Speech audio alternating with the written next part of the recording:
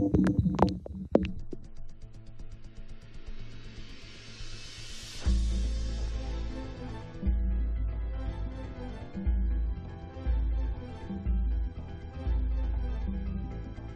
están? Muy buenas noches. Hoy es un lindo el 15, se lo he dicho algunas veces cuando es alguien de casa, pero además quien hoy me trae un libro a presumir, y digo presumir bien presumido, es mi amigo hace mucho tiempo, no solo usted lo ve un día a la semana conmigo, que es Nacho Marván. Nacho, felicidades primero, y digo felicidades, Nacho, porque hace muchos años que me vienes contando de este libro, y aquí está. Fue todo un proceso. Sale en el centenario, se llama ¿Cómo hicieron la Constitución de 1917? Platícame primero el proceso, que dices fue todo un proceso. Fue todo un proceso, es un libro que sale en el centenario, pero de que de ninguna manera fue hecho en el centenario. Yo empecé a trabajar cuando en 97, que iba a haber gobierno dividido. Empezamos a revisar los momentos de la historia que ha vivido gobierno dividido. Y Carranza, ya presidente, tuvo gobierno dividido en la 27 y 28 legislatura. Entonces dije, bueno, pues reviso el constituyente y tengo un libro sobre Carranza y el Congreso. Y hasta los 10 años después salí de esa investigación. De eso. De eso, o sea, de ya eso. tenía los otros dos, la 27 y la 28 los publiqué. Dije, reviso el Congreso y tengo un librito. No, fue un libro sobre el Congreso. En parte, tuve una enorme suerte, como se requiere para hacer buenas historias de los historiadores. Fui a Jiquilpan, en el archivo del general Mújica. Afortunadamente el general era muy meticuloso, entonces tenía todos los papeles. Y eso me permitió reconstruir toda la dinámica política del Congreso. Porque, a final de cuentas, ¿cómo hicieron la Constitución del 17? Yo iba a decir una palabra prohibida, pero es la grilla, digamos, ¿no? Es decir, no quería decir grilla porque no quiero abaratar lo que pasó en el 17. No, es que sí, de alguna manera. Pero sí esta es la construcción del proceso de acuerdo y de desacuerdo. Eso, Exactamente. de la política, O sea, de cómo se hace política. ¿Cómo se tomaron las decisiones? Bueno, primero, ¿por qué un constituyente? O sea, no puede ser una cosa inventada, vamos a hacer una nueva constitución, vamos a convocar una asamblea constituyente. Eso no es un seminario de profesores. Hay circunstancias históricas específicas que obligan a una parte de la clase política a cambiar las reglas y a fundar un nuevo orden. En nuestro caso, pues, fue una revolución. Y es el triunfo. Y decir, ¿por qué convoca Carranza constituyente? Con dos objetivos principales: para pacificar al país. O sea, ya había vencido a Villa, pero el país no estaba pacificado. De hecho, no hay elecciones en todo el país para el constituyente. Y para que todas las reformas que había hecho por decreto a lo largo de la revolución, sobre salarios, sobre petróleo, etcétera, etcétera, se consolidaran en leyes porque no cabían en la Constitución anterior. A ver, cuéntame un poquito de dónde venía ese pensamiento de Carranza de la necesidad de codificar, de la ley como un pacificador, ¿no? Bueno, porque hay una sofisticación en ese pensamiento, es decir, del revolucionario que dice, para pacificar voy a usar la ley. Mira, ¿no? Primero responde a las circunstancias inmediatas en donde al momento que se arman los ejércitos populares para vencer a Huerta, se articulan una serie de demandas y él, como primer jefe del ejército constitucionalista, hace decretos para el país y en todos los estados: abolición de esclavitud, salario mínimo, etc. O sea, son las circunstancias. O sea, el levantamiento contra Huerta se vuelve una revolución social que no fue la de Madero. Entonces, ahí tiene todo un proceso. Luego, en la confrontación con Villa, se divide la Convención de Aguascalientes, que es todo un grillero, no se llega a nada, y entonces el señor se retira, digamos, se va a Veracruz y saca una serie de decretos donde está la ley del 6 de enero de 1915, un decreto sobre el petróleo, las primeras leyes laborales, el municipio libre, y es con una ofensiva jurídico-política y cuando era incluso más débil militarmente que Villa, que lo vence. ¿Y qué aprendió de Aguascalientes? ¿Qué aprendió del grillerío de Aguascalientes? Del grillerío de Aguascalientes, en el momento que ya logra pacificar y controla la mayoría del territorio, lo que aprendió es: si no le pongo reglas al constituyente, esto va a ser un desastre. Es decir, reglas al constituyente que puedan codificar. Para que puedan codificar todo y no se desborde, como de alguna manera estuvo en riesgo el de 1856-57. Entonces toma y dice, a ver, primero, no todos estamos en una revolución, no hay que ser muy democráticos, no todo el mundo puede ser constituyente, entonces no pueden ser los enemigos del gobierno constitucionalista que hayan peleado contra él, no pueden ser. Entonces, huertistas, zapatistas y villistas no pueden entrar al constituyente. Bien. Segundo, tiempo acotado. Señores, van ustedes a discutir del 1 de diciembre al 31 de enero, y si no se ponen de acuerdo o algo no pasa, yo sigo siendo el primer jefe.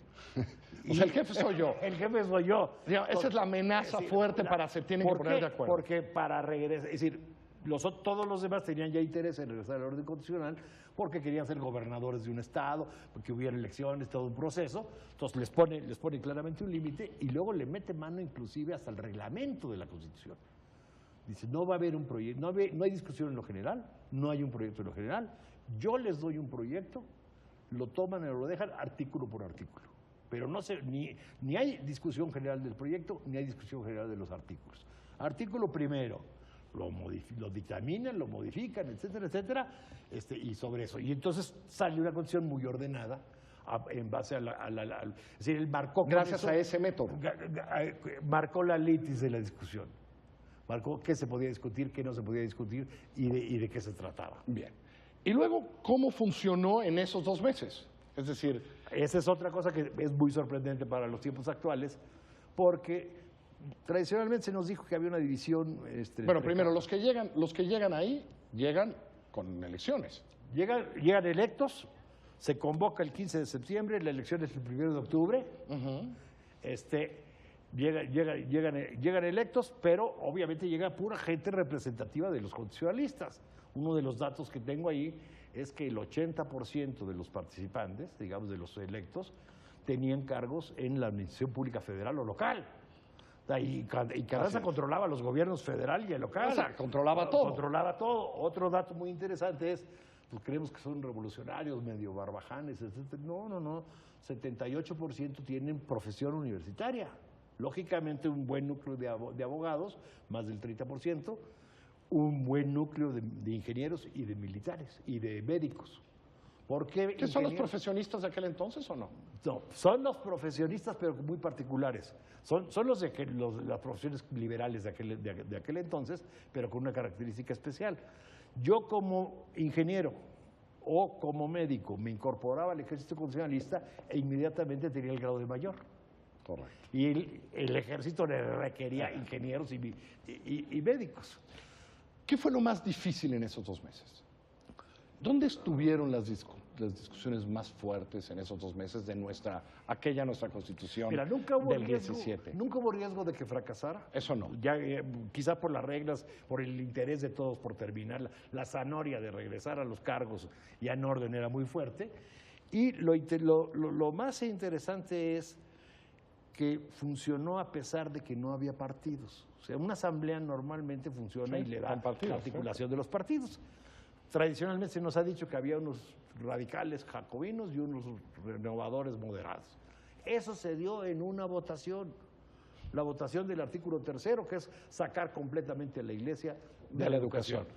Pero esa misma votación, digamos, las veces que no pudieron llegar a un acuerdo, la mayoría se resuelve por unanimidad o por votaciones de un amplio consenso de más del 60-70%. Las veces que no llegaron a la unanimidad, tú no vas a ver esa división del tercero. Ese mismo bloque. Es decir, ¿no?